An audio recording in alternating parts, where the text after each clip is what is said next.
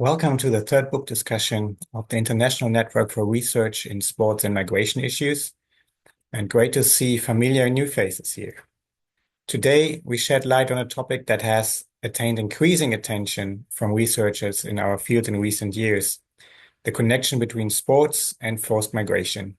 And the book we will discuss today is the edited volume, Forced Migration in Sport, Critical Dialogues Across International Contexts and Disciplinary Boundaries, by Ramón Spaaij, Carla Luguetti, and Nicola de Martini Ugolotti, published by Routledge.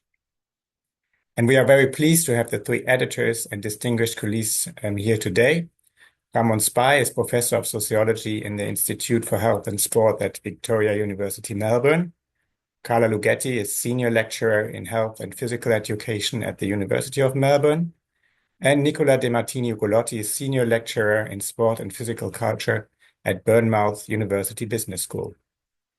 A warm welcome to the three of you, Ramón, Carla, and Nicola.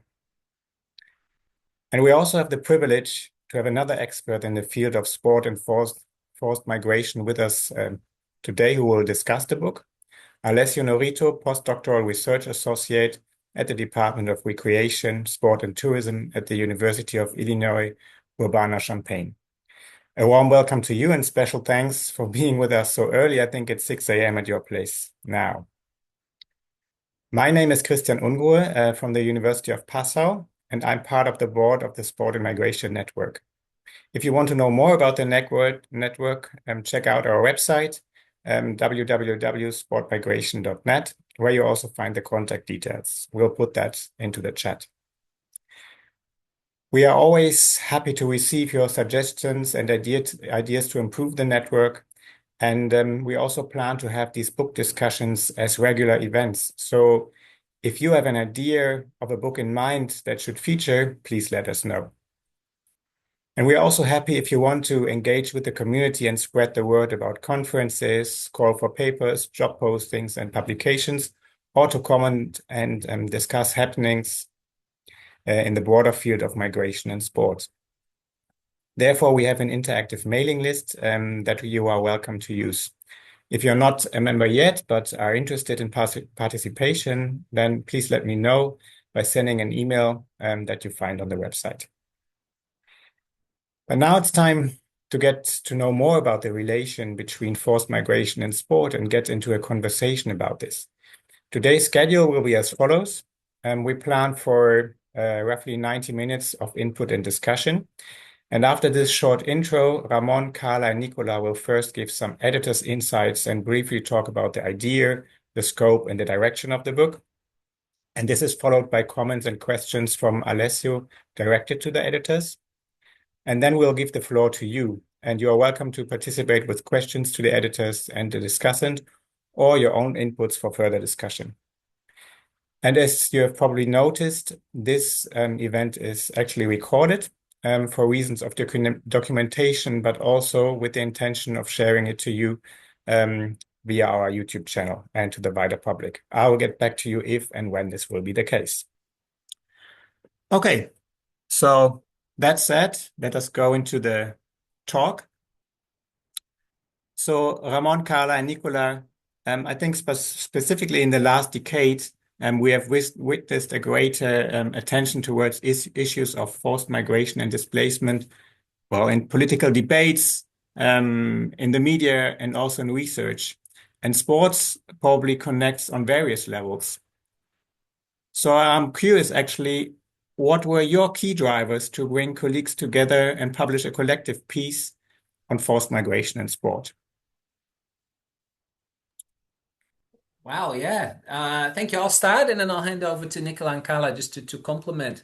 Well, for me personally, Christian, so I've been sort of involved in this field of research since quite a while actually. So about 2008. So in 2008, I migrated to Australia from the Netherlands.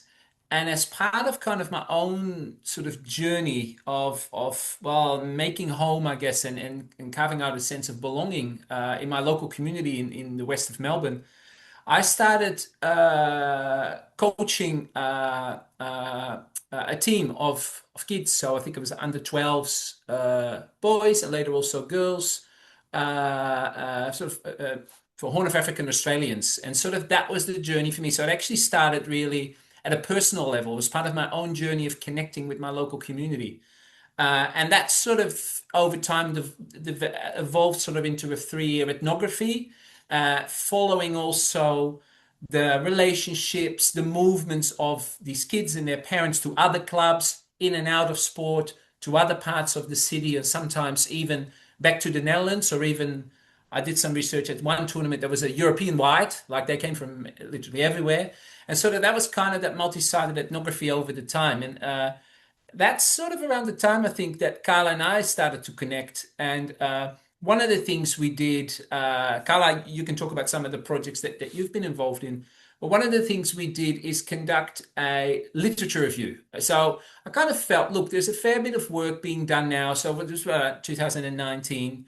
I actually want to take stock kind of the different ways we are conceptualizing that research. What are sort of I guess, what have we learned? What is kind of the state of play, but also what are kind of potential knowledge gaps and what are the wider implications of those gaps?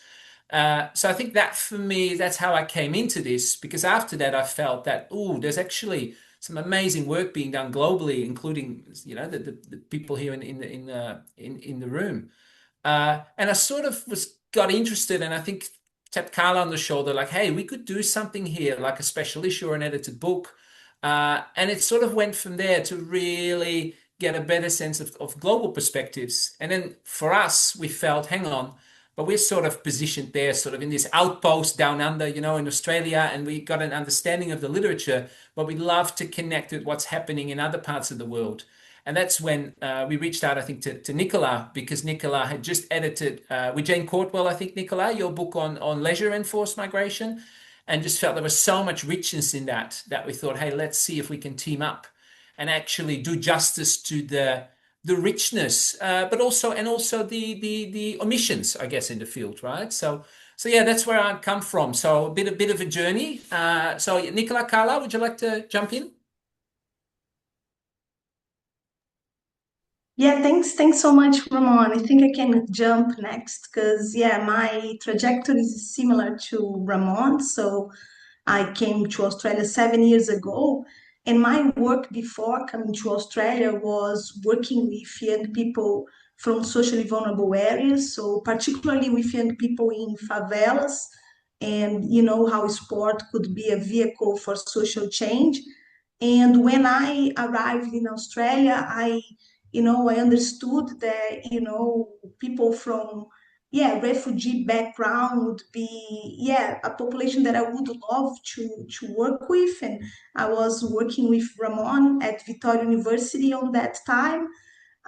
Yeah, and we engaged, Ramon and I, in a few studies, particularly with an organization called Football Empowerment. Is an organization here in Australia that they have, coaches from refugee background working with young people from refugee background. We start with an ethnographic study, and then we had two participatory action research projects. So it was a total of 5 years of collaboration. And the book emerged, in my perception, a lot from like really think critically about the body of research in forced migration studies. My first impression reading the body of research and the review, Ramon, that we wrote before the book really opened my mind in how sometimes we still have studies that they are critical, they othering, people from refugee backgrounds. It's quite dehumanizing in that sense. So we wrote in the introduction of the book, it's like seen as a kind of person. So I really saw the book a possibility, and I think we did that, a space where we could share chapters that they had the intention to have lived experience of people from refugee background at the center, including some of my own research. For myself was a matter of starting engaging with, forced migration studies, and particularly young people from refugee background in my own work, but also the possibility to read really critical scholarship in the field that I was not as familiar before, engaging in this journey. Yeah, so thanks so much, Ramon, for inviting me. And Nicola, was wonderful to have you on board and know about your work and how critical scholarship you have been doing as well. Yeah. Nicola? Yeah, first of all, I find so insightful and fascinating to hear the backstories that each of us have in relationship to the topics that we research. And then, as Ramon was mentioning, we didn't actually ever met. We worked a lot and communicated a lot by other means. And even knowing this backstory that I'm sure everyone here today shares with the topic of research is always adds a further layer of insight and interest to the topic. As far as I'm concerned, in a previous life, I used to work as a clinical psychologist with people seeking asylum and refugees in Italy. And as part of that kind of professional engagement on the topic, I really came to realize, first of all, was exposed to a lot of, I was privileged enough to be exposed to a lot of research, especially in anthropology or in some critical migration studies that really interrogated the main frames of reference through which, the topic was discussed in relation, including to health, well-being, and the conceptual frames that were used and assumed to be the frame of reference to discuss this topic. So that was my first engagement with research on the topic, on top of the clinical settings. But I soon came to realize that actually what interested me more was actually what happened beside clinical settings, in more informal settings, often crossing over the domains of sport, physical activity, leisure, expression in various terms. And that's how then, long story short, I came to become a researcher on the topic. And I think it was on the back end of COVID restrictions in at least as we were experiencing them in Britain, when I received an eventful email from Ramon and Carla, kind of exploring the possibility to collaborate on this project. And I remember that I thought it absolutely a brilliant idea, both on the back of the literature review that Ramon led with a team of researchers that included Carla as well, and on top of also the work that I was kind of editing with Jane Caldwell on the topic of leisure and forced migration. And I guess from the start we had kind of a shared agreement to the need to take stock of the richness of the research, as was said before, but also to really take the opportunity as well to share some critical questions to the field, to share some critical perspectives that highlighted what is still yet to be discussed on the topic, both in terms of interdisciplinary collaborations, discussions, but also in terms of the context which we usually focus on, that so far have mostly predominated by global North or European, North American, and Australian perspective. And then we really wanted to make this an opportunity to pose these questions, to say, okay, we can take stock, we can interrogate what we have done so far, but also there's quite a lot of work to be done, as I'm sure we will discuss for the rest of the conversation. Yeah, many thanks for these fascinating views into the backstories and also about the reasons for making this book. One of the key aspects we identified is that the contributions across multiple disciplines and backgrounds. And how does this interdisciplinarity or multidisciplinarity or transdisciplinarity help us to approach the topic? And how does the lens of sport then help us to understand also wider issues in forced migration? Yeah, feel free to start, Nicola, Carla, or Ramon. Yeah, no, look, I can start, and I think that's nice to bring that into dialogue ourselves. I like as well that we ourselves have sort of very different trajectories and sort of disciplinary backgrounds as well. And I think that that's one thing we agreed on from the outset. And Nicola, you and Jane did that really well in the Leisure and Forced Migration book as well. So that was, I'd say that that was an inspiration. uh, where we just, I think, bringing those different perspectives kind of into dialogue, I think, really useful. So I'll give an example, and I might refer to that later. So I remember that there's some other principles there, I think, that underpin what we did, how we particularly also sought to support and solicit contributions from authors with lived experience of forced migration. And so one of those is actually one that we worked close with was Sulmas Abwali, was an amazing martial artist and associate professor. And for me, for example, what I learned there is having more been trained in sociology, public administration, and then with, strong ethnographic kind of leaning, uh, to really be more attentive to sort of the sensory somatic experience, right? So really into the body. And I noticed when I went back, when I started, and it's not the first place, I think Clifton Evers for me in 2010, he wrote a paper, and that first for me got really to the role of sort of embodied emotions. And it's something that I'd gone through that in my training at the University of Amsterdam, but I hadn't really integrated it into my own work, favoring more looking at kind of, how social and cultural life is organized, sort of more in the traditional sociological sense.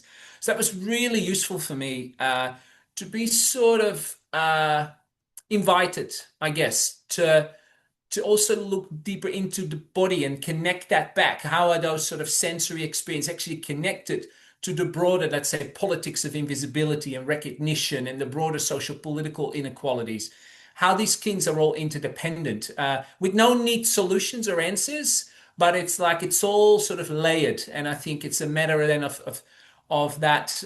Something I've really taken from that since is that sort of the real benefit of sort of zooming in and out to look at from a different perspective or a different lens or different level of analysis at the same issue, and you see different things, yet they're all sort of connected. And therefore also when we think about social change, Carla mentioned this, we cannot just focus on one layer kind of that experience, right? We actually have to be really conscious of how these are interconnected, because that also shapes, for example, agency, right? And the sort of and sort of bounded agency in particular context, and what is actually possible in terms of social change, or even imagining potential change, right? Imagining futures. So yeah, that's just one take from me. Nicola, did you want to add to that? Yeah, sure. And I absolutely agree on everything that you said. And I think from the start was clear that we wanted this to be a dialogue between disciplinary perspectives that was also open to the tensions that different perspectives can create, as productive of opening up to everyone, to authors, to readers, to everyone involved in the project, to the different possibilities to understand the domain that was being discussed, the relationship between sport and forced migration. And I also think that definitely in the last couple of decades, there's been a push towards these interdisciplinary perspectives, to center the body as a focus of inquiry, and that is not just methodological but conceptual and analytical, as a way to enrich our understanding of the social and the political through sport. And we also know that sport there's been a tendency to look at sport a little bit down from the main disciplinary perspective, and unfortunately this has been kind of changed a little bit, including because of the increasing interdisciplinary dialogues. But for us, I would say, I just want to add, I think it was key to really use the opportunity to think and to start and bring into dialogue different interdisciplinary, transdisciplinary approaches to the topic, as a way also to deprovincialize the way that we think, the concepts that we used to think and to adopt when we discuss these topics. So, because if we start realizing that other disciplinary approaches that can be used to make sense of the relationship between sport and forced migration across different issues, then we can really open up the possibility to complicate our engagement, to widen our engagement with the perspective, and to be less focused on the one frame that we are more used, or that is more discussed. And I think that worked quite well, even if it's an incomplete process, because it's supposed to be incomplete. It's supposed to be opening up for more discussions, for more interdisciplinary dialogues, and for more pushing of the boundaries of how we theorize the relationship between sporting bodies, sporting contexts, and forced migration. I'll stop here because I'm sure we can continue later on with further questions.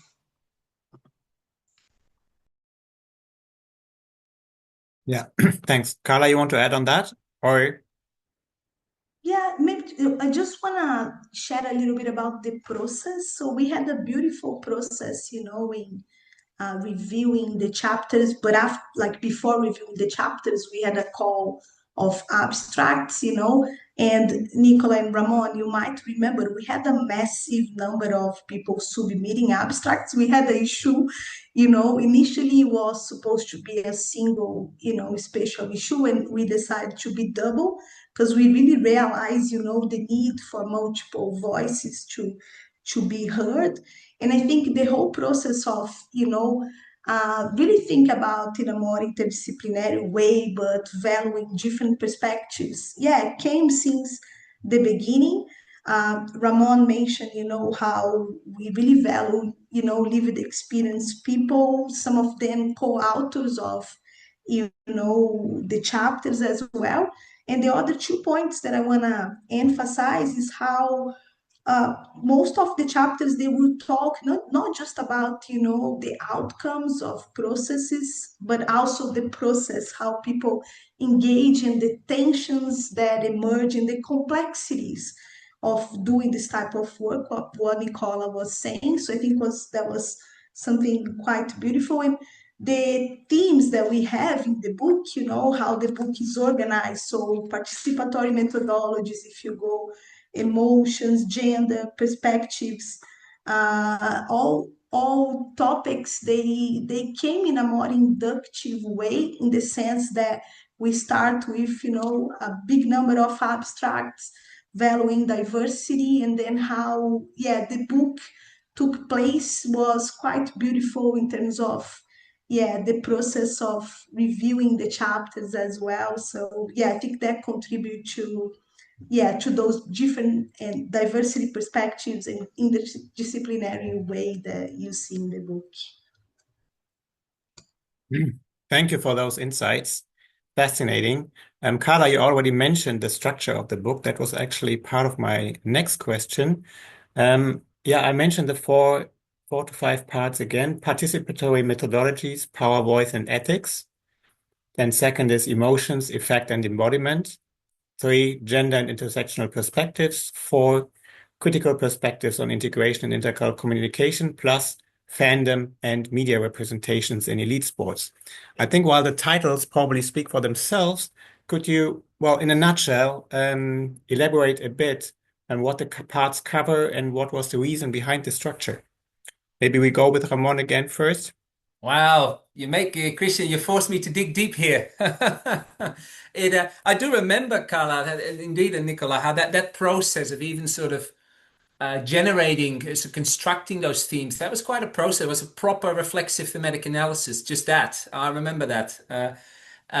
Yes, I think it was Carla sort of said that first theme about participatory methodologies, power, voice, ethics, really focusing on the process and really looking at what are somebody's experience around process in different parts of the world, using kind of quite innovative methods, including visual and digital methods. So I think that there's a lot there.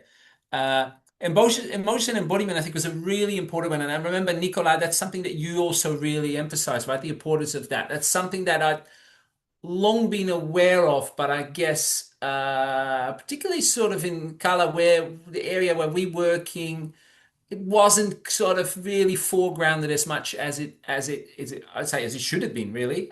So that was a real opportunity there to really also look at so we looked at somatic experience, the pleasures, and I'm just going back to Nicola. I think what I really like there is this fun and pleasure, but then also the limitation, the constraints of that, right? So again, that sort of a micro macro kind of interplay was really, I think, important there. Gender and intersectional perspective. So we really wanted that in there, acknowledging that in the literature, and that came through from that review as well, that Carla was also involved in. Really, well, largely neglected area in this space. Also, if you look at historically, a lot of sort of programs run by whatever NGOs, they're still really focused particularly on young men and kind of their risky behaviors. Now that's really expanded now, but we really wanted to really give attention to that, and particularly also to the importance of intersectionality and that sort of really more social ecological thinking, which relates to what we discussed earlier. Critical perspectives on integration, I think that was a really big one, and I think it's something that particularly Nicola and I are very passionate about, because integration is sort of such a prominent buzzword also in policy, and we really wanted to, Nicola, you recently did a fantastic policy brief that also does that really well, to really provide a more critical understanding of integration, really deconstructing that and looking at sort of how else might we, how might we approach that. And Carla and I, in recent works, have, for example, been doing that in relation to, for example, notions of belonging rather than integration. And finally, fandom and media representation for me was that was quite fun, because I started sort of my PhD was more in fandom actually, so football hooliganism. So it was kind of a bit of a homecoming in a way. And it was sort of an outlier for me. I hadn't really thought about this in relation to fans until I met Chris Stone and his earlier work. And I'm like, hey, this is really cool. And Nicola, you probably already knew about that in the UK context, but we had none of that in the Netherlands or Australia or other contexts where I've worked. And media representation, I think, is a really important one, particularly given the lofty kind of rhetoric of the International Olympic Committee, FIFA, etc., around mega events, and that sort of celebrity humanitarianism, which in many ways is very problematic. So I'm really happy that we received a really good contribution to add to that. So Nicola and Carla, is there anything I've missed there that we should add?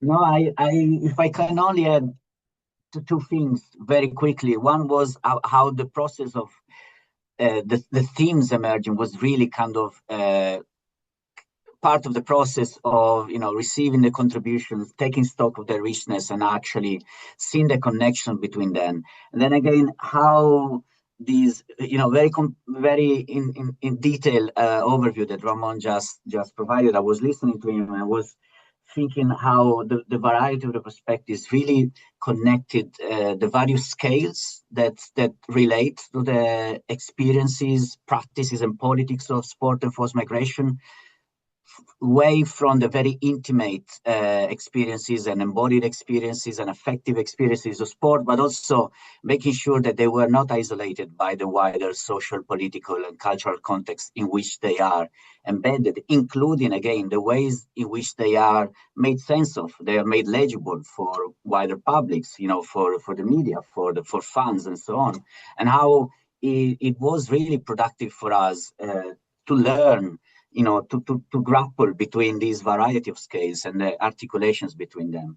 So that was really a privilege to be able to engage with these perspectives, and then to see also the connections between them, because probably what we were also we were also kind of being able to engage with ongoing debates in the field about participatory research, voice and ethics. Carla has been, and Ramon have been closely engaged about the topics of integration, about the need to diversify the scope of the research as well. So also it was very, very useful to kind of connect to these ongoing debates. Okay, thanks. I'll move forward, Carla, if you don't mind. And that will be actually my last question before I hand over to Alessio. And Carla, you already talked about the making of the book, that you received so many abstracts, and yeah, you were positively overwhelmed, I think, also by the richness of the topics and themes. And but on the other hand, do you remember among the three of you some controversial discussions about what should feature in the book and what not? And also, what are you most happy about that made it in the book? Which story, which article? And also, probably you are unhappy that maybe something didn't feature.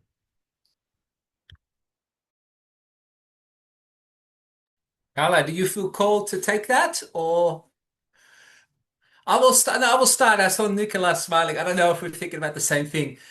We did get some complaints from authors whose abstracts we did not accept. And for us, really, the driver, and it goes back to what Carla said earlier, that had quite an uncritical understanding. So quite sort of hadn't really unpacked sort of, for example, quite a deficit kind of approach, or a very sort of that integration from a more assimilationist approach. And that's kind of where we just, there is a place for that. So again, right, I welcome that. But that's kind of in this book, we wanted to do something a bit different. And I think I remember a few of those conversations, communications with authors were, yeah, they were uncomfortable because that was legitimate work, right? So it was not about the quality. It was just that, hey, I think what we really had is a shared vision for the book, and we wanted to honor that. And then that meant also saying no to certain things, even though if you just looked at their methodology, their research questions, their finding was all fine, but it just wasn't quite right for what we tried to do here. So I guess that's where we pulled the privilege of the editorship, I guess, we played the editor card. So I think that's a big one for me. And I'm really particularly personally quite proud of some of the papers. What I'm proud of is our approach that we took, that once we had identified the abstracts that we thought had real potential, and some were already like, the first versions of papers we received were fantastic. Others, for various reasons, English as second language, their first academic publications. We had practitioners, we had people with lived experience who were not used to writing academic papers. We, among the three of us, spend a lot of time and effort with these authors to actually say, hey, we're here to work with you. So it's kind of an investment, right? A co-authorship. It's like, hey, this is a shared journey, which in a way speaks back to what Carla said earlier about the process. So I really felt that along the way. And I know Nicola and Carla and I worked with different authors. So sometimes we divided it up. And really hands-on. There was always, not in a few cases, like a mentorship, an apprenticeship kind of approach to that, which I really enjoyed, which is well beyond what you would do for regularly. Let's say as an an associate editor of a journal or whatever, right? It was actually we wanted to bring people along on the journey. We were willing to invest time and sort of and our energy into that, and that's why I would say to anyone who's thinking about doing an edited book, do really think about that. Because no, you want that book, then it's kind of your baby, right? But you then want every help to lift up sort of the quality and the readability and the potential implications and impact of each chapter kind of to the best of their ability. And I'm very proud of that we did that. It's yeah. So no, Carla, Nicola, so you're nodding. Is that something that you took away from this as well?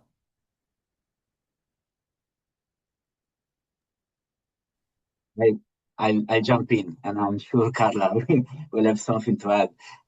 Yeah, I remember that exchange, and I agree that it was also because we had a shared vision of what we wanted to do and how we wanted to not just do a special issue on the topic, but really add to the conversation, add a critical engagement with the conversation. That was our rationale. Also, how we felt comfortable having these uncomfortable exchanges with some of the authors. And I just want to add, one of the things that I really appreciate the most of the process were the email exchanges between the three of us that made for a lot of really precious, really, conversations about the concepts used, how we read them in different ways, how we kind of critically but constructively engaged with the authors, with our own thinking about the topic, and that alone made for a very constructive process of really thinking together. The three of us, the authors involved in each of the separate papers, and maybe they are also the authors that maybe we were working with to kind of in relation to their manuscripts. So that alone, that was really one of the highlights that are not part of the visible side of the project, but one of the things that I really bring with me as one of the values of doing these projects in the way that Ramon just outlined. Yeah, and I completely agree with Nicola and Ramon. And, like for some people, I don't know if you got that, we review all papers, all, chapters. So we had like 17, papers, I think more than 17 initially. So I would review with Ramon or with Nicola, or Nicola and Ramon. So I remember always block my Friday to do the reviews and being a wonderful process in learning more from each other, in creating this dialogue with the author. So I think it was a beautiful process. And also Ramon mentioned about seeing the potential in the chapters, and I think that was really powerful. So some of the chapters, Ramon and Nicola, they really jump on board and help in the sense of the chapter to be written. So the knowledge was there, but needed, more support. And so seeing the potential was central. And I think the themes, that we have in the book, they kind of they were organized in a more interactive way. So it was not towards the end, but the fact that we were all engaging, reviewing all papers and sending each other his emails, I think was quite powerful to have, to write an introduction in a more, was not easy, but I think, we could make sense of the whole process because we were really engaged in the process. As Nicola said, something that I would take always, every time that I think about organizing a special issue or, a book, I always think about, is feasible what we have done? Was a lot of work, and I think the results are fantastic. Yeah, thank you. Thanks for sharing your insights into the scope, the making, and the rationale of the book, and also sharing some backstories that we don't get to hear often. I want to hand over to Alessio for some praise, but also critical questions. The floor is yours, Alessio. Looking forward. Yes, thank you. Thank you very much, Christian. Thank you, Ramon, Carla, and Nicola.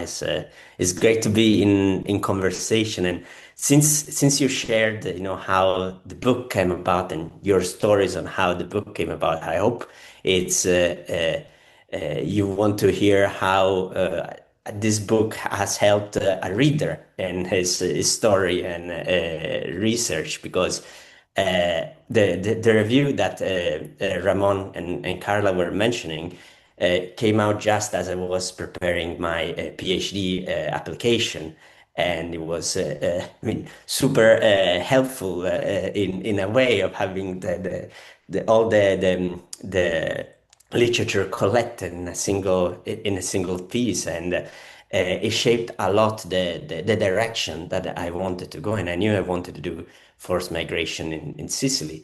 And as the PhD progressed, as I was doing my data collection in the island, the papers from the special issue started to come out, and it was not an easy moment during the PhD data collection.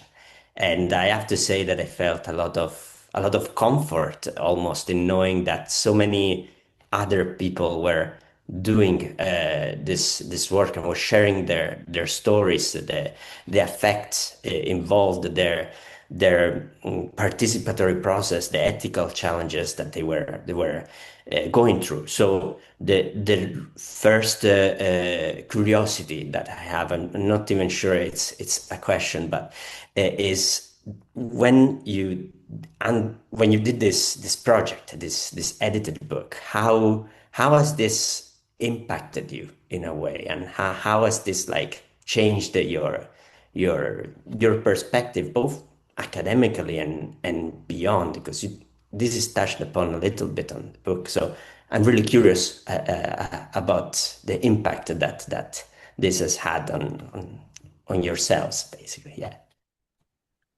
Yeah, Alessio, wow, beautiful. Thank you so much, and really glad to hear, Alessio, that it resonated with you, that it sort of brought you comfort and inspiration. So that's it's really good to hear. We don't often hear that. I at least I don't. Probably Nicola and Carla do. So actually, I thought thinking about that, like, how it impacted me, and I was thinking more about my understanding of the field and particular kind of scales of looking at it. But I'm just going to strip it back and just be really vulnerable. And I say it's really impacted me. It's really helped me to recalibrate what matters to me in scholarship and being a scholar. So what I mean by that, so I became like a full professor quite young, and before you know it, you're more managing projects, you're in leadership stuff. I still write. I love writing. That's my writing is kind of my, yeah. Anyway, you can fill in the blanks. It makes me happy on a good day. But in all that, there is a sense for me of disenchantment in kind of feeling I'm constantly spread too thin.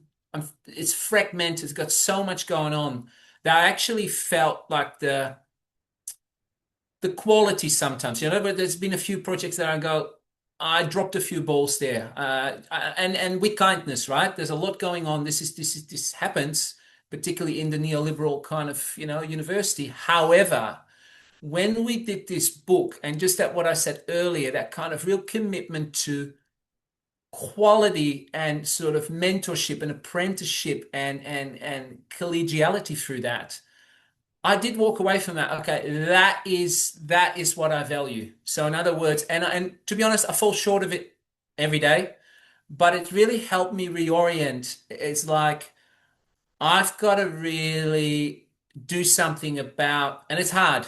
And it's usually the start of the year is great. I do a clean out, and I'm like, this year I'm only focusing on these are the three things I'm focusing on. And what are we now? In April, and it's already all over the shop, and I'm already feel quite burned out, if I'm truly honest. However, it's given me something to come back to, and go, okay, that is what matters. So for me, it's quality, quality, quality. And in terms of, particularly for me now moving where I'm at now in the stage of my career, sort of mid-career, but also in my stage of life, I'm feeling it's a bit weird. I'm moving into what I call the second half of life. Well, what Richard Rohr would call the second half of life, where it's also about almost a sense of elderhood. It's people are looking at me now. Like I don't really have people standing behind me, whether that's my parents or my professors. They're looking at me. And I'm like, I'm not sure quite if I'm ready for that. However, let's take up that stick, right? And so it's something about, what's almost start thinking about what do you want to build? What legacy do you want to build? It's that kind of, the classic, I think, academic midlife stuff. So that's where the book helped me, right? So it's just a reorienting and saying what really matters. And I rather do a book like that every 5 years, right? Than just churning through papers. And I know we live in a world of ref and era and in different country contexts. We do. There is a reality to that. There is a game, I guess. But how do you, I guess, navigate that while still coming back to what really matters? And for me, like the real quality and apprenticeship kind of, and craftsmanship, craftspersonship in that is something that I took from that. And I really learned a lot from Nicola and Carla. So it's a long answer, but you see that it matters to me. You can tell that, yeah, that actually is really, really dear to me. Yeah.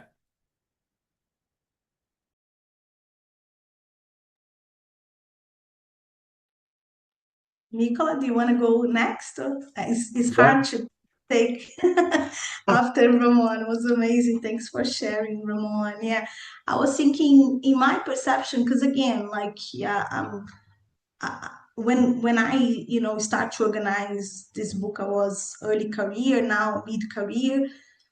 I consider myself a Brazilian living in Australia. So I'm originally from Brazil, and I start working with refugee background young people here in Australia 7 years ago. So the book was for myself an amazing opportunity to understand the work that I was doing back in Brazil, but now in Australia with refugee background young people, and some of the ethical issues, in working with refugee background young people and participatory research. I think was like experience there facilitating, participatory action research, but also organizing and reading, 5 of the amazing chapters that we have in this section. So really think about, power relations in research and how in participatory research, researchers are co-researchers, participants are co-researchers, but how do we share power, and do we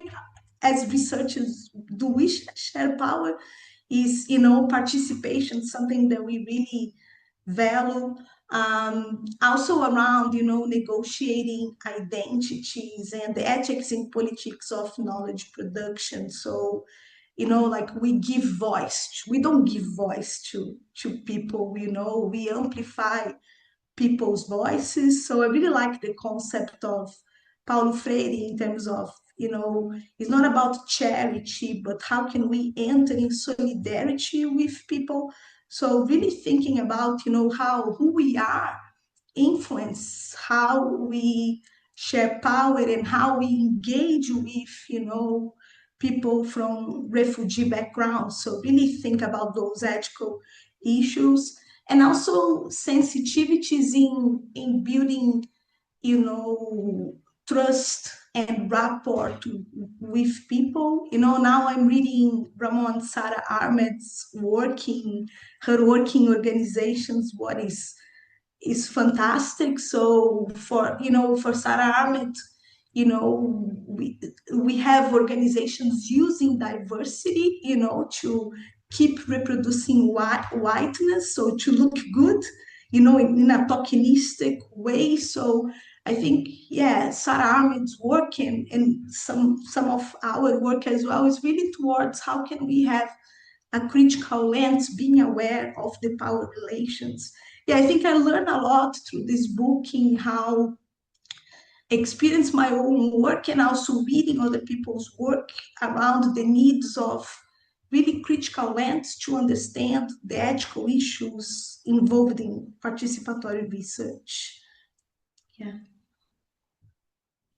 I just want to very quickly, first of all, appreciate echo Mary's comment on appreciating Ramon's reflection on how it mattered to him, and I have to say that really resonates with the pleasure that I felt in the process. Having these really full, enriching exchanges, debates, very constructive, but also very, very, very in depth about the process. Really was a reminder of why we are even doing this. And again, it's not that. It's not that we don't try to do it, it's just that sometimes the environment around us really push us to really see it in a much more instrumental way. And then again, I feel blessed and privileged to be able to engage with these exchanges at my workplace, but also through this really distant project as well. How really kind of was an important reminder to why these matters, not just as a researcher identity, as a name to be known, or a paper to be published for the next application or whatever, but really because this is really connected to what we feel is relevant. So yeah, really appreciate and thank Ramon for opening up for this as well. Really resonates with what I've learned to answer Alessio's question. I think these are the most like reassuring thoughts from very early academic who has to go to the office in the next hour and needs to, like have motivation to keep doing what he's doing. So I know it's like a very,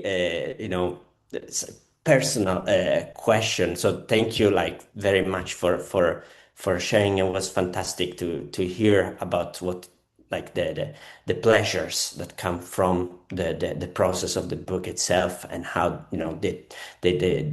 they remind all of you what is important amidst everything else that goes on.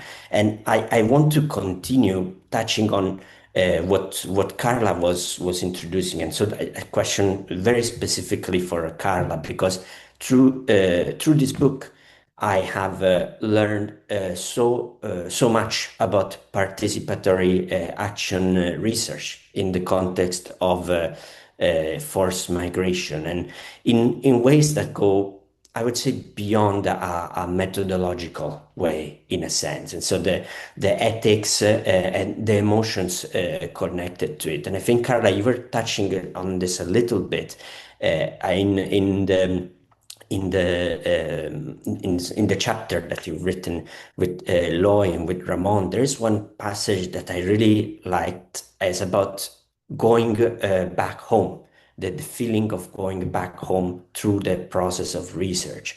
So I wanted to use this opportunity if you can tell us, the audience, everyone, a little bit more about this participatory approach and the ethics, and what it means, obviously, for you and your context. Yeah.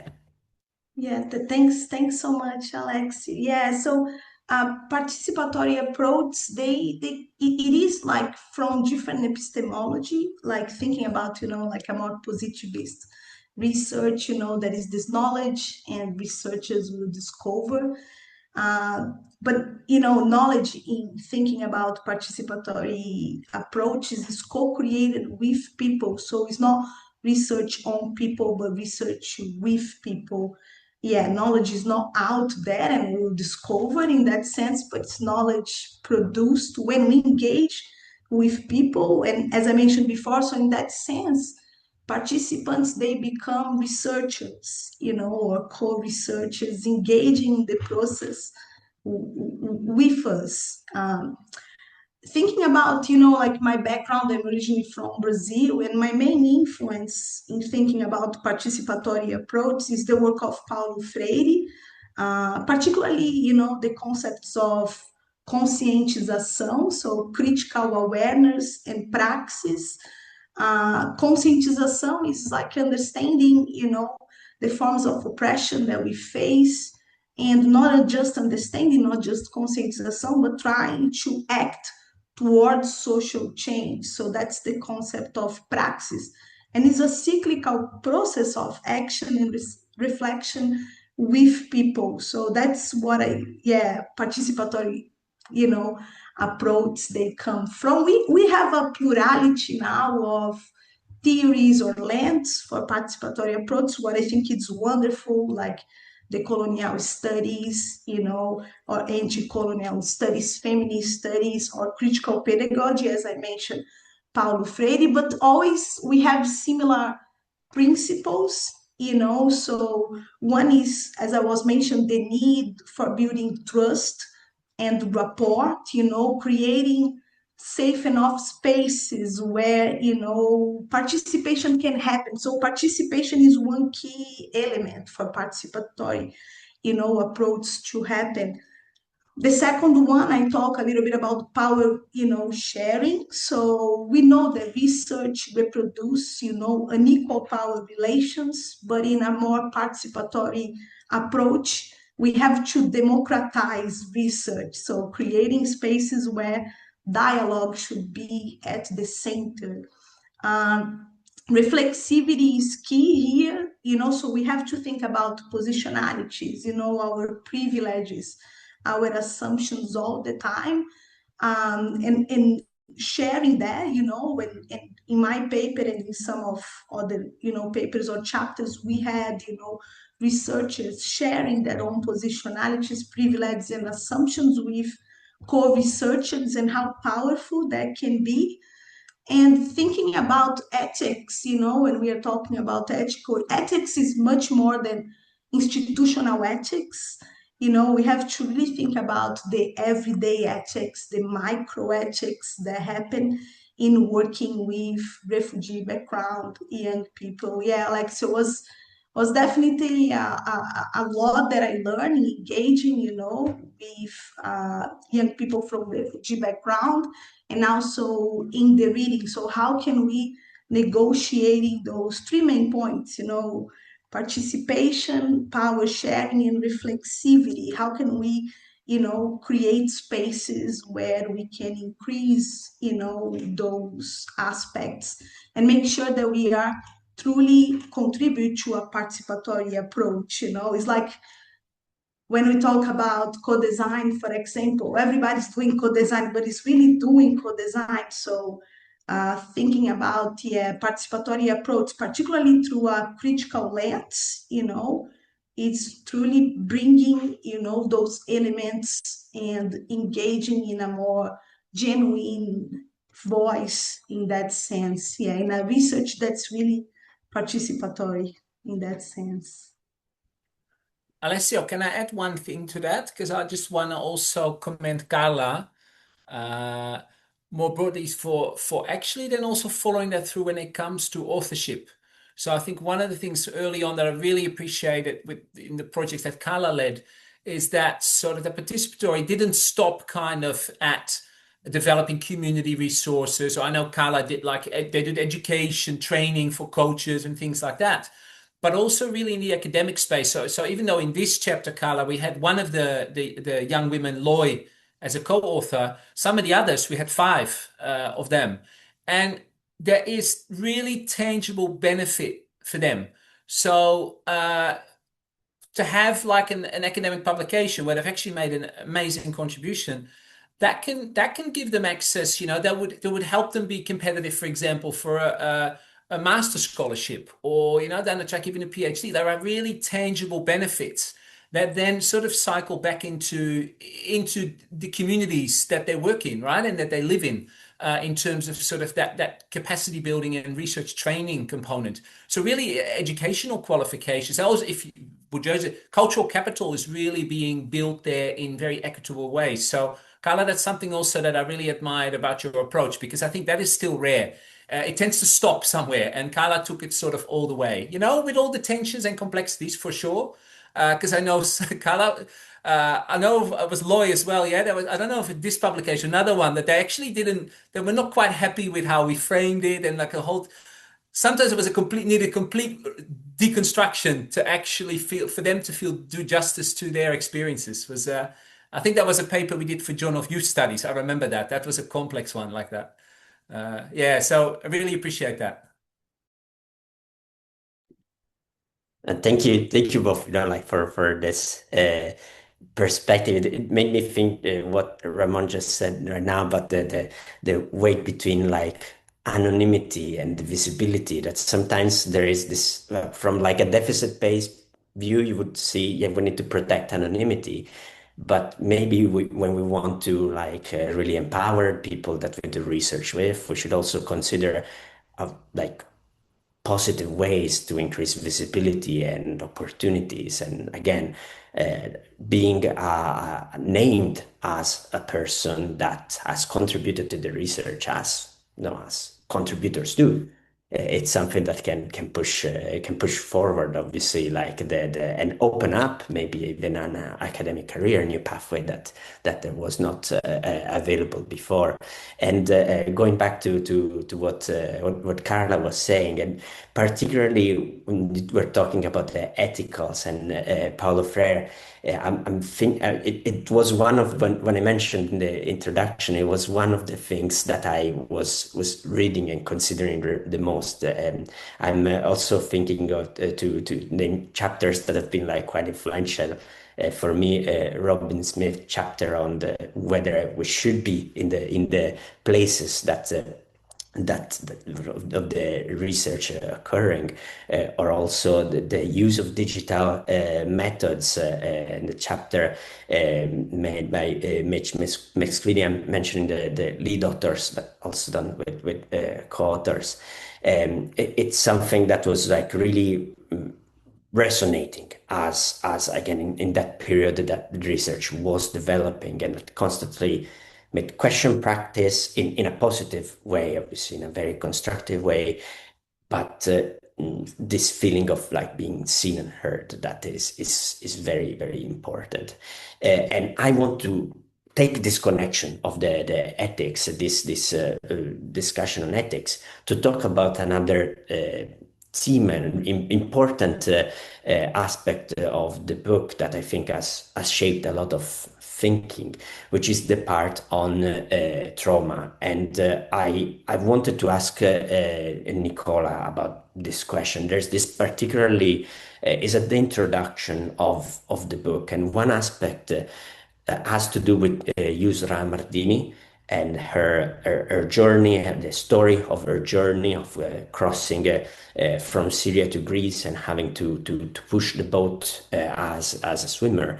And this was the question that was most asked to her by journalists, by the thing that was always brought back about her story. And in the book, you mention how this is the thing that constantly was brought back, and the need to move away from these stories of trauma and the need to think of alternative ways, and the need of alternative ways of being seen for refugees. And you mentioned again during the introduction with Christian. So I wanted to ask you a bit more, like, how do you think that this book and subsequent work is helping us move away from this idea of the traumatic story towards a better telling, I would say, of the story of people affected by forced migration? Thanks, Alessio. I think this question really speaks back to one of the core aims that the book had, and it was really to question the assumption that, the book came out at the time we mentioned an increased volume of research, increased attention of research, of also applied uses of sport in relation to forced migration. And I guess one of the key points that we went to critically contribute to this, increased volume, was to question the assumption that increased visibility of refugee athletes or refugees in sport is inherently positive. And I think that we circle back to question of the ethics of visit. So under what terms one becomes visible is also a matter, not just visibility in itself. And that the example that we use from Yusra Martini's book was really to bring home the idea that the way in which refugee athletes or refugees in sport often become visible and legible to wider publics of, the media publics, policymakers, practitioners, is usually to these very reductive narratives, binaries, either of trauma and victimhood, but also of, this extraordinary resilience and continuous overcoming. And we really wanted to problematize this. This is an element of the problem that we need to look more critically, because both perspectives are reductive and really highlight the structural conditions that shape the actual lives of refugee athletes, but also the opportunities to actually play sport. And I think that for those researching on the topic, it really speaks to the actual closer experiences that we see, but also how these are missed in these very reductive, very simplistic binaries that are offered for consumption, for legibility, to make these narratives much more accessible. So the example Yusra Martini we thought was really made clear how this continuous repetition of narratives of trauma was really a loop that was made for consumption and extraction of these stories that, again, don't allow the people, in that case was Yusra Martini, to really define themselves and their experiences in their own terms.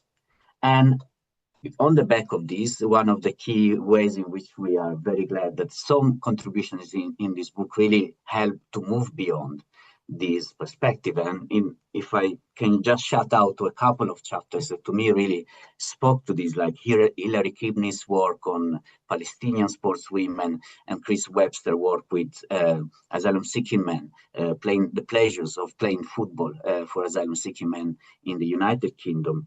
And I'm mentioning this because they really kind of not just critically discuss the consequences of these binary readings of sports in forced migration, but also provided advance on vocabulary, some conceptual tools that enable us to read and speak about these experiences in a way that are much richer and much closer to the experience, and give much more justice to what is reappropriated, to what is reclaimed through even the visceral experience and pleasures of sport, within and despite the structural condition of occupation or hostile asylum politics and narratives.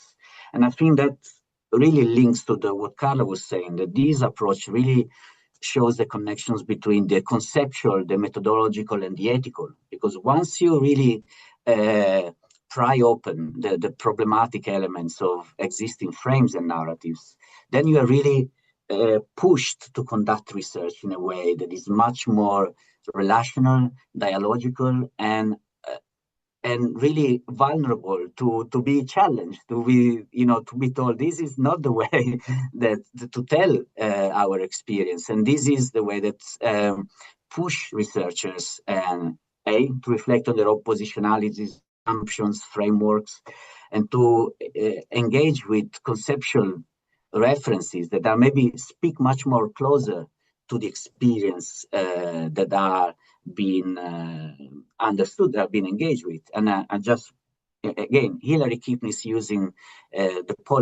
talking about the politics of invisibility from Palestinian sociologist Shalom Kevorkian is one, but again, doesn't mean that it has to come from the same context, but it's really being open to vocabularies that are yet to exist, or maybe they're already there, but they are not yet being employed and used. And that's why, to me, it's really like this question open up very productive, complexities, processes that do not fit neatly with the neat temporalities of, do the research, you analyze the findings, you publish your paper, and now you go to the next project. It really kind of pushes to stay in dialogue with the people you work with the communities you work with, to keep thinking with them. And that actually is really a question of then opening up questions to epistemic justice, in which you really value co-produce and remain accountable to the knowledge that is already there. And then us as researcher, we have the privilege to kind of disseminate, to put our name as part of it, but also we have this responsibility that is, again, not just conceptual, is ethical and is methodological. It translates in specific methodologies in opening up these questions and these opportunities to know differently about sporting experiences in context of forced migration. I mean, it resonates, I think, a lot, Nicola. And the one part that you said, that as writing down, is we are there to uncover vocabularies that are there, but they do not yet exist. So in a sense, it's not about like an idea of extraction or inventing something new, but it's allowing these identities to, our role as assistance for these identities, for these invisible voices to come out, and the role of academics in doing that. So I think that's a very, very important way, that for those that are reading the book and say, how can we move beyond this portrayals of trauma, or the kind of person, as I said in introduction, there is a clear way forward on how to do that. And we have to think of the role of the writer of the stories, of something that allows the existence of new vocabularies, and that are already there, but they're not yet visible. So I really, really like that aspect. I wanted to emphasize it. In terms of like, I would say, and I'll ask this question to Ramón, but as always, feel free to jump in if anyone wants to add anything. in terms of like having vocabularies that we do not have yet and what we don't know yet, we know that we're living in a world that is full of turmoil, and it's not in a better shape than the time when the book came out and the contributions came out, obviously.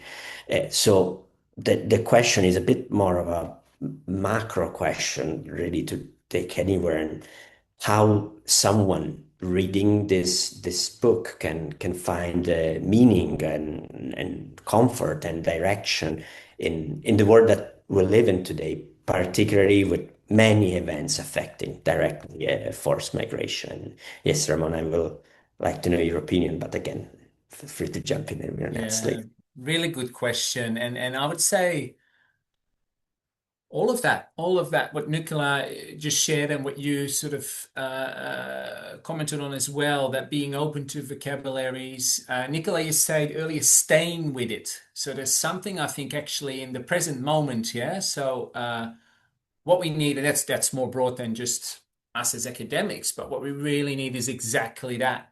Sit with stuff, slow down. Actually, don't rush, don't go straight to react. Actually, it's in the pause, I think, that there's like a potential alchemizing of stuff, but it takes time. Like something about, the whole slowing down. And so where actually a lot of what's discussed in the book, I think, is great kind of material potentially to be alchemized in that process, right? It can provide a lot of meaning, but from there, other vocabularies will emerge and other complexities, other layers will kind of be revealed. So it's for me, it's interesting because I find that the book still the different sort of perspectives there. So it's wholly relevant. So that's kind of if you like, at a macro level. But there's something else there for me, and I don't want to oversimplify that or romanticize that because again, it is complex and there's a lot of constraint. But parts of the book, so some of the chapters also really show how research can be a context or a vehicle for building solidarity and critical community capacity, and sort of exploring novel ways to work together. So, in participatory, coalitional ways, right? And I'll give two examples that I know impact that the book has had. So, one is the United Nations High Commissioner for Refugees. So they were really interested, and they contacted me at some point. I'd done some webinars with them, and I wrote a short piece for that International Sport and Development platform. They were really interested, and then here comes the complexity. They've been gutted financially. Uh, they wanted to do some follow-up research that I was really looking forward to engaging Nicola and Carla in, and they dropped everything. They basically, they have no budget for anything. Now that sort of shows you. So that's one element. At the same time, I've started conversations with a collective of 5 refugee councils, and it's called the International Refugee Integration and Settlement Exchange, IRISE. So IRISE actually seeks to operate in that vacuum and actually saying nothing's going to come from these big transnational bodies. It's got to start with kind of sharing experiences, exploring new ways to work together at the grassroots level across borders. So IRISE is led by, I think, the Refugee Council of Australia, New Zealand, United States, Canada, and the UK. And we ran an event last year on this topic, and we had 120 practitioners, really grassroots from all over the world. That wasn't specifically out about our book, but the book got a bit of a plug there, and some of the key principle of inspirations from the book informed that. So that, Alessio, is so there is constraint, there is upheaval, there's hope, and may I just say, finally, Alessio, based on your recent work that you're working in, there is love. All those things are present. That's great. There's definitely love. So yeah, thanks, Ramon. I think it's a great and hopeful answer. I mean, I wanted to conclude with a question for everyone again. So whoever is fastest, I'm mute, I guess. But where do you see the next step after the book? And so like what's still not there and what needs to be, you know, like some kind of like future direction paragraph or something like that to make it in term. But where do you see basically like going next after this work?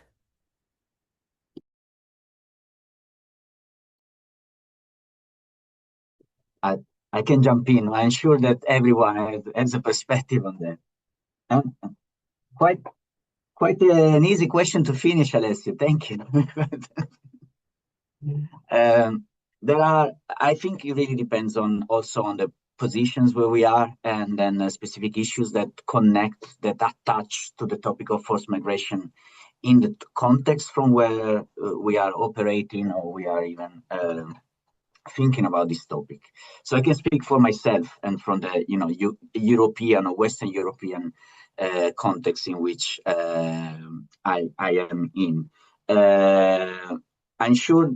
I think that would be highly relevant to make further connections between the further drive to border in practice, both at policy level and how they shape both forced migration journeys in general, asylum policies, and as in related to the sporting opportunities even that are connected to these, even in what spaces, in what context they take place or they don't take place. Because it matters, and I think one of the key focuses is it matters where sport happens. It matters the kind of experiences, meanings, ways of taking something from sport changes across different environments, whether it's refugee camp, an informal settlement, a urban environment, and then again, it is also shaped by border policies, asylum policies, and so on. So I think this is quite some work to be done on that. Another topic for me that is quite interesting is how, and on the back of what Ramon was saying, we are seeing this withdrawal, at the same time hardening of borders, withdrawal of forms of international support agencies that usually have tried to do something with a lot of complexities and shortcomings, but they've tried to do something in relation to the topic. And we have seen in the last decades to a range of grassroots initiatives kind of coming up and taking their own perspective on the topic, often connecting very local issues to the issues of forced migration. So articulating really like, the effect of austerity politics in an environment with a lack of opportunities to socialize in general, and saying why are we not opening that for a range of different people, regardless of their background, regardless of how they come to live in our communities. And then I think that's another element that I think will be, there's a lot of research kind of coming up, case studies, and I would really be interested in seeing the international connections between these experiences. And finally, and I think this is one of the points that all the way from the literature review that Ramon and Carla and other colleagues authored, was this kind of continuous invitation that, again, to deprovincialize the West, the North American, European, and Australian kind of hegemony on the topics and the discussion. The book went some way. There is some movement to that direction, but I think there's a lot of work that needs to be done, because again, we're talking about the global planetary issue, and then there's much to be said yet on the topic. But that's my perspective from here, from where I am. Oh, thanks so much, Nicola. I was thinking, you just said what I was thinking. Yeah, I went back to our paper, Ramon, in 2019, and in our study, 6% of, all the studies in our review, they were from the Global South.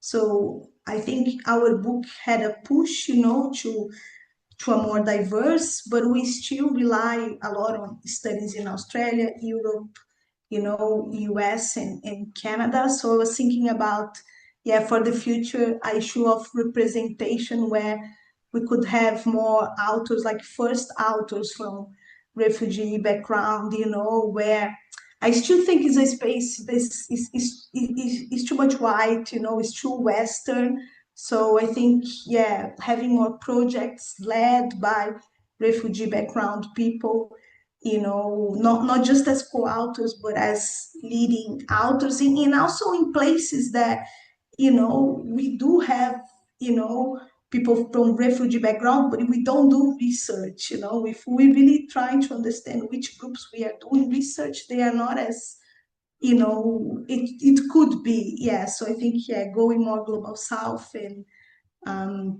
yeah, to other spaces that is less white, less Western would be one.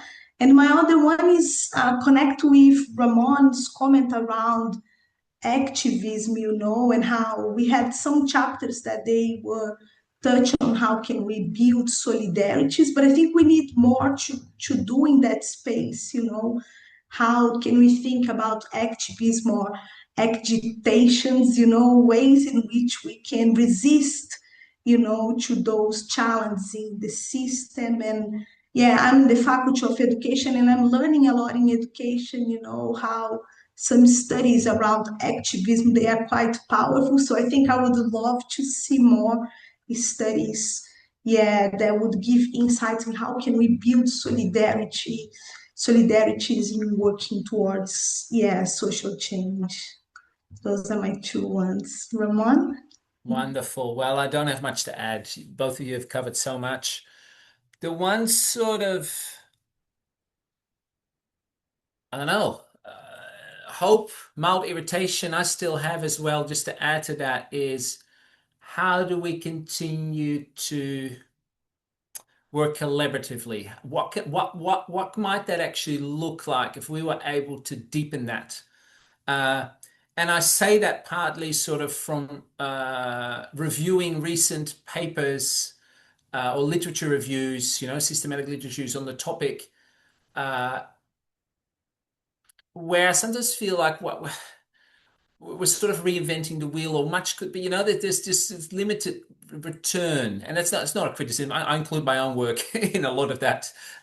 So I'm really interested in like almost what might sort of a collaboratively produced research agenda look like for this field that then actually we're able to work together on in different parts of the world, of what, actually sort of execute that, and maybe work collaboratively to think about potential resources for that, but and also how that might then have potential sort of impact in terms of policy and practice, and how might we leverage all that amazing expertise in the networks and the resource that we have to do something like that. So in a way, kind of, so maybe it's full circle. It's like this international research network, right? And then really having something that actually sort of holds, that is almost like a container for keep working collaboratively. I think that's where there's real strength. I would be sad to look back in 10 years and feel we're still working sort of in silos and in separate parts of the world. How could we? So our book, I think, was also an invitation to that, to bring things. And Nicola, your book with Jane as well, right? I think that's really powerful. I think that's really the power of that edited books can have. But then how do we sustain that kind of momentum?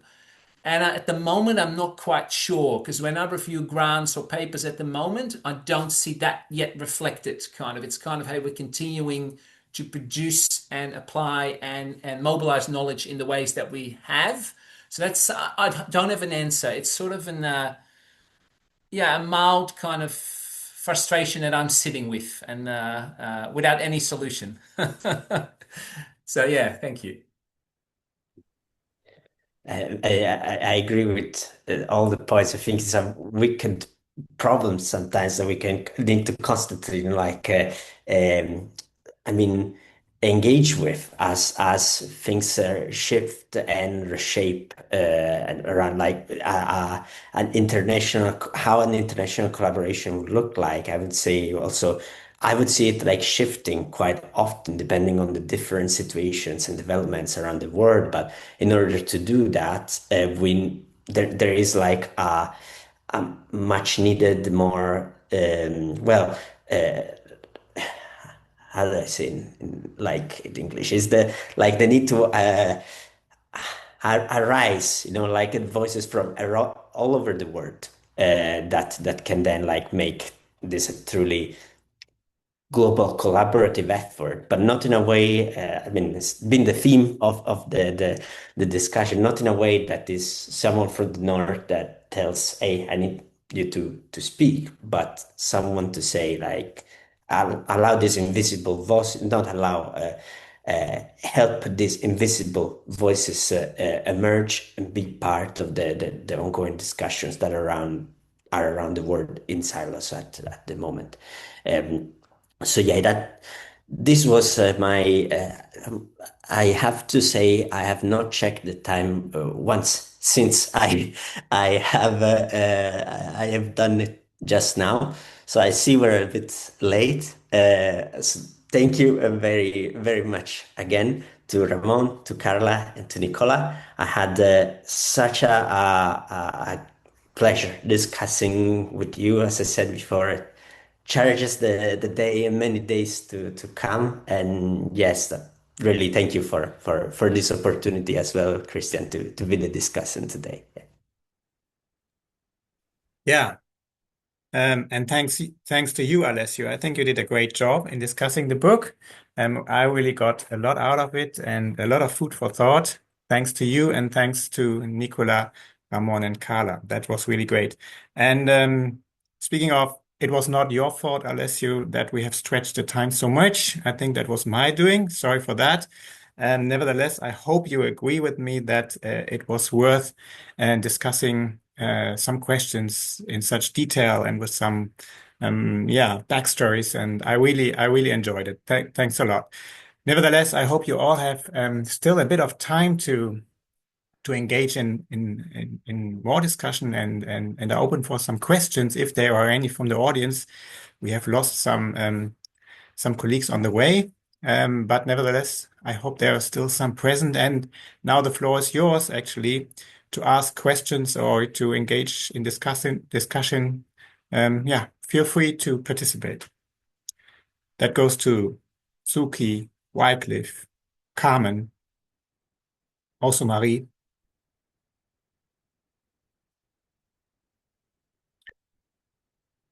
While you are thinking of it, you can still think of questions. Oh, great, Marie. Yeah. Sorry, I hope I didn't interrupt you there, but hopefully there'll be enough for you to ask as well. My teams to your side because the Thank you so much for your contributions and for taking so much time to talk about kind of the real political impacts and situations, right, that are invoked through the kind of work that you're doing. I want to ask each of you or all of you, whoever feels called, to just maybe say something about what can we learn from the book, or what would you take from the book to contribute to the, I guess, kind of current debates or happenings in football and contestations around over migration, sports washing, and sort of border politics. I'm thinking in particular of the Asian Cup in Australia and the fact that the Iranian women's football team, several of the players applied for asylum in Australia. There was a particular response from the Australian government, and then there was yet another response from players and from the Iranian government. So that's one case that I think maybe you're in a perfect position to contribute to a better understanding of. And then secondly, there's been a lot of talk about whether we should or shouldn't boycott the upcoming men's football World Cup, particularly considering that many of the players in participating teams might not even be able to get visas to participate. So yeah, I'm thinking you guys are in a really good position to kind of improve our understanding of these two events or happenings and what's really going on. Thank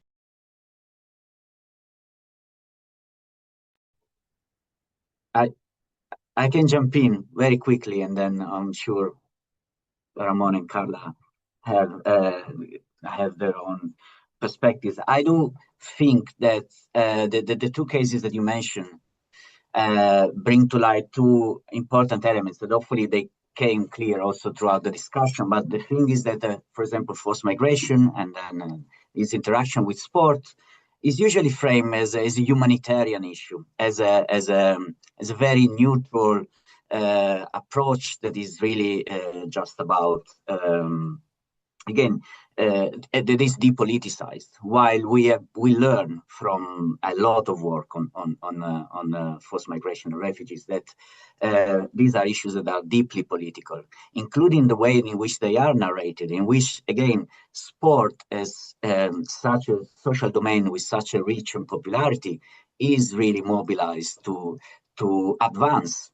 specific political understanding about the topic. And I think what is more relevant is to, rather than discussing specific point of view, viewpoints on the topic, is really just to appreciate how politics coalesce and unfold in these domains. And then it is useful to be mindful of that.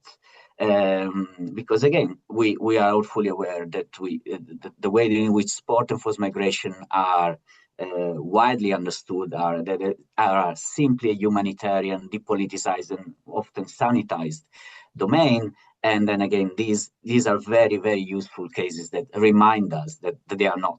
And therefore, maybe, hopefully, some of the critical tools that or critical points that are being kind of advanced, including not just in this book, but including in this book, are useful to make sense and maybe to approach these topics in a different perspectives. And then this speaks more probably to the example about the Iranian national women football team and in relation to the men's World Cup and then the way in which it overlaps in so many ways on current conflicts, aggression, and the politics of bordering at play.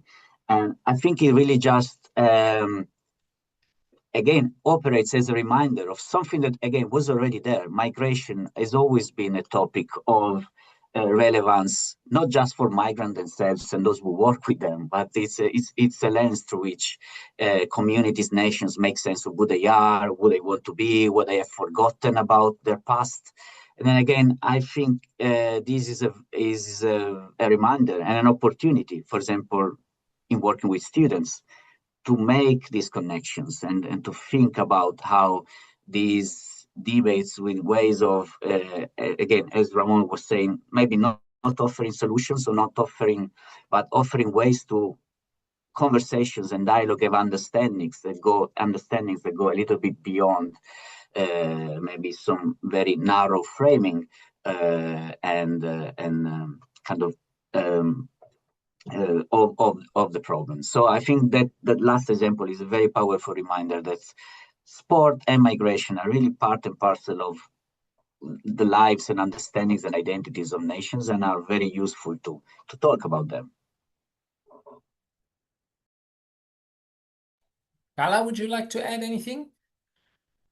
No, I was just going to say, Nicola, yeah, fabulously put. So I fully agree. And Marie, thank you for your question. I think that, and I really like, Nicola, what you said, and I know, Carla, you do that too, that with these events, for example, it's such rich material also to work with in education, so with students. And I think that is that's been really great. So these kind of it also allow us, right, to bring in that case, bring the book out or other relevant literature and actually help students sort of to really understand those kind of perspectives and to start sort of applying those. So I've also found that really useful. And I know, Alessio, you've done that too in your teaching over the years. So I think that's a really really good way of doing so. So yeah, well put.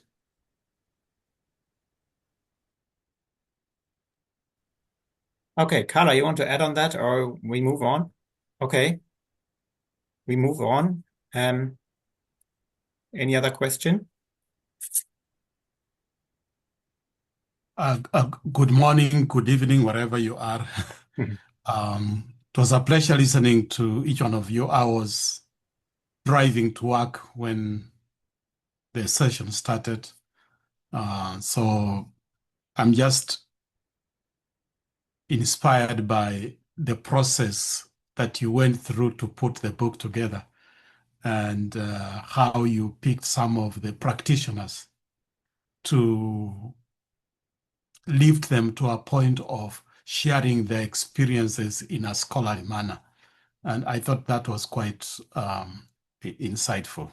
So I just commend the editors and taking the initiative to bring together this, harnessing all these experiences to bring them to us in our book form. So mine is just to commend the authors for an excellent job. And of course, the facilitation that has gone on and the insightful questions from Alessio. I think it's a great forum. I appreciate it. Thank you. Many thanks, Wycliffe, also for making the time to participate. If you really like the format, feel free to write a book. We'll be happy to discuss. I then, as the moderator, take the opportunity to ask another question, and we have touched upon it already, I think, in various ways, and you've talked about it. I'm always interested in looking at sport migration from the angle of how can we use sport as a lens to understand broader migration issues. I'm not so much interested in how we use sport migration as a lens to understand sports. Well, both ways are, I think, relevant. But yeah, I think that what can we learn from sport and sport migration for wider migration issues is actually a key also for our network, I think.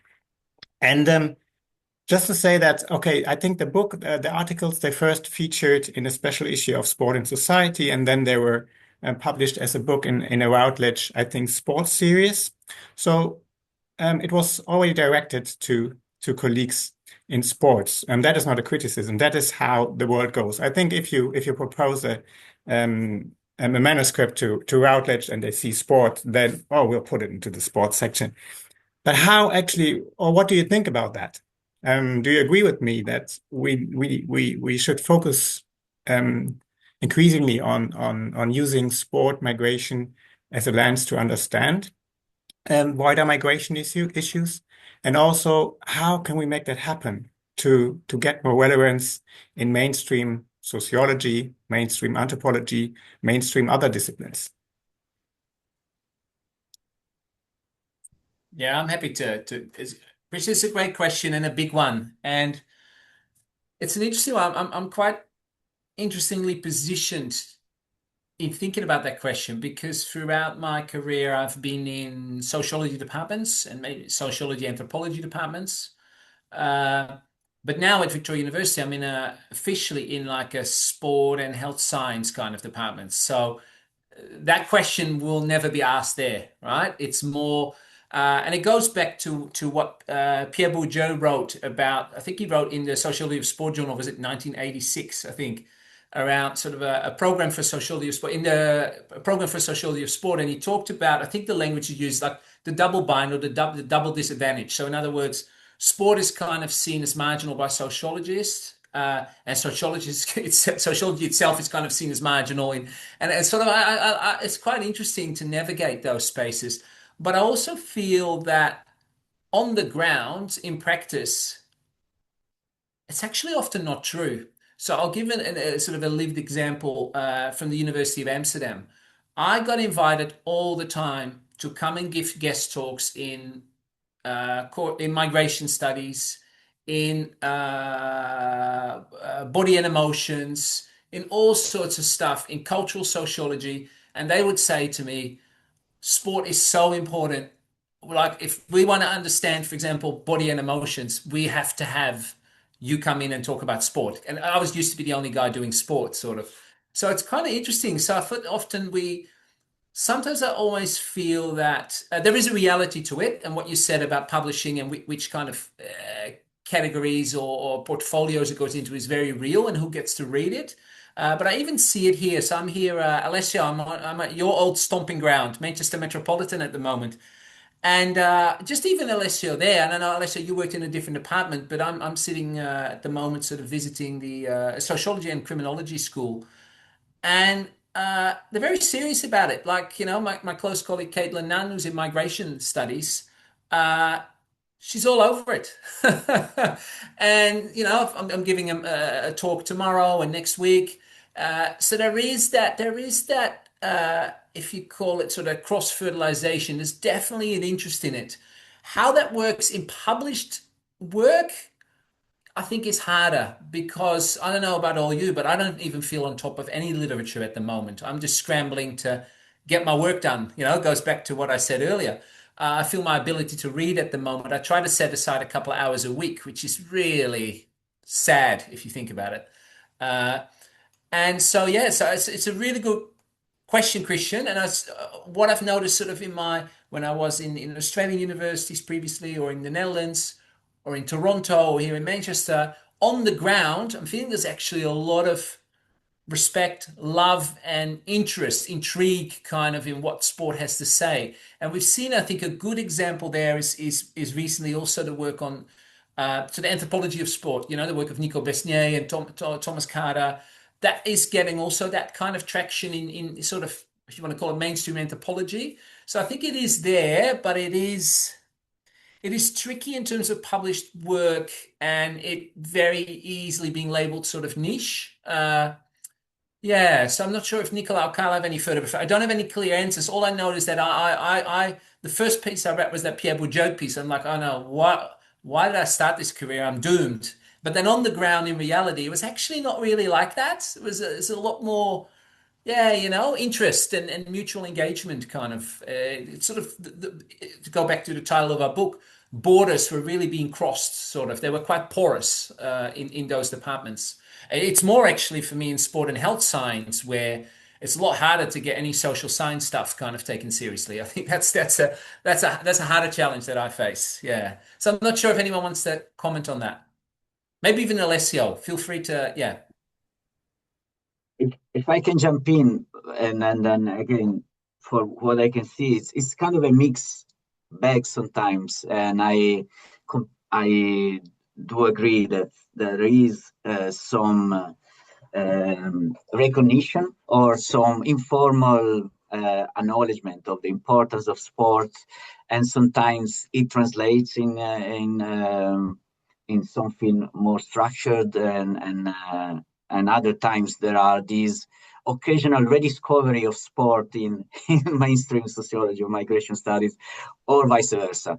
In my experience, I think one of the drivers for me was to make sure that these dialogues that you mentioned, Christian, that are very important, are consistent, and to make the point that there is quite some work to do to make them there. And I'm really pleased the fact that, for example, Ramon's work and other people's work are building these bridges, because to me it is really a lot of missed dialogue still, and then but potentially we are seeing some signs of, you know, a reciprocal recognition, because it's for, let's say, migration scholars to acknowledge more the perspectives that is more embodied, that is grounded, that is coming from the work done in sports, physical culture, leisure, but also the other way around, for sports scholars also to acknowledge and to put to work a lot of the debates, themes, concepts that are very productive and very useful in sporting domain. So I think it's a really a very important and productive both ways dialogue that it is kind of taking shape, but there's still to be consolidated, so to speak. Yeah, I completely agree, Nicola. And just to add, like, for example, in my case, Christian, I am in a faculty of education. So I am in an academic group called Social Transformations in Education. So, you know, my work is always, yeah, a process to talk about, you know, forced migration or migration studies and sport. And I think, as Ramon said, sport is really welcome in that space. I would guess more than, migration or forced migration studies, at least in education, and also create spaces for connections with other faculties, like sociology with Karen Farkson, in my university, Karen Block in the health space. So what I really like is how powerful can be sport in different faculties. And on the same time, I agree with Nicola, is the dialogue between sports and migration that matters in education.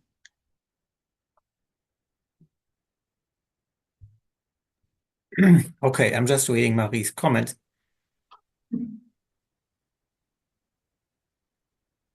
Yeah, maybe you want to elaborate on that, Marie. Thanks, by the way. Thanks for some encouraging and inspiring thoughts on that topic. Any other questions, Dan?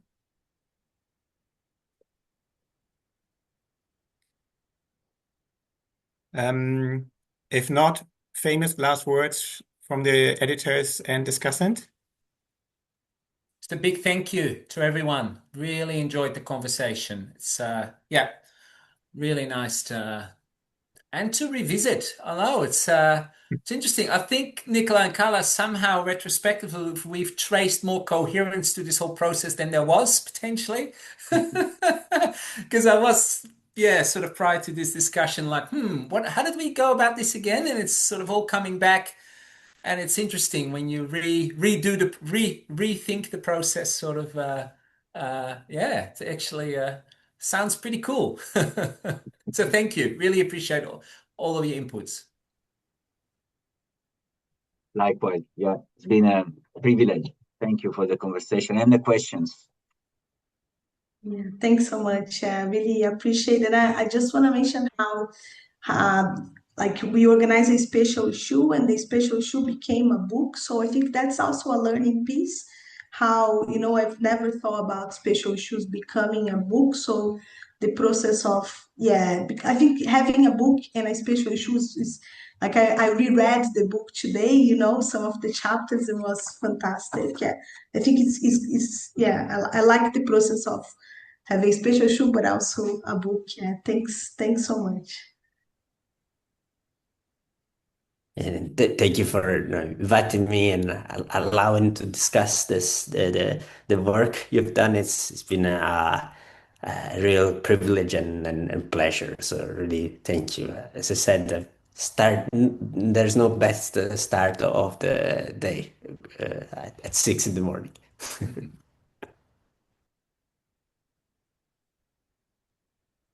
Yeah, thanks to you all for participating, taking your time, Carla, Ramon, Nicola, and Alessio. I really appreciate it, or I think I can speak on behalf of you, Marie, and also Mark, Carmen, and Janelle, that we really appreciate that you are accepting our invitation and discussing the book so lively. And I think it gives me a lot of food for thought. And while reading the book, I thought, well, that is really a rich and important piece that deserves a wide audience. And although we were not a lot today, we will share this through our channels, and I hope you'll get the intention that it deserves. So thanks again from my side. Have a nice day, and I hope we'll stay in touch about sport and migration, sport and forced migration. And you are, of course, all welcome to participate in the network in its various ways and means that are possible. Okay, so looking forward and seeing you all. Have a nice day. Bye-bye. Thank you, everyone. Thank you. Thank you. Bye, everyone. Bye, everyone.